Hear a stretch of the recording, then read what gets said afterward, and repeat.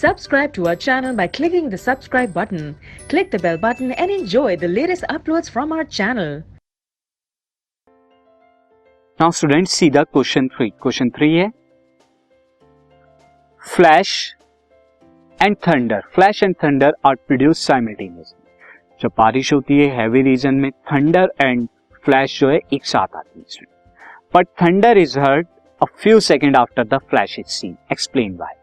तो जब यहाँ पर थंडर बोल्ट होता है स्टूडेंट, जब यहाँ पर स्टॉर्म के अंदर, तो थंडर यानी बिजली जो हमें दिखती है वो क्या होती है, जल्दी दिख जाती है फ्लैश, एंड थंडर उसकी आवाज जो होती है वो बाद में सुनाई देती है। ऐसा क्यों होता है स्टूडेंट? ऐसा इसलिए होता है since the velocity of light, जैसा हम जानते हैं 3 × 10⁸ मीटर पर सेकेंड होती है, जो कि बहुत ज्यादा लार्ज है as compare to the sound की वेलोसिटी कितनी होती है 344 मीटर पर सेकेंड। अब जब वेलोसिटी ऑफ लाइट ज्यादा है तो फ्लैश क्या होगी, पहले आएगी, जल्दी दिखाई देगी as compare to the thunder sound के।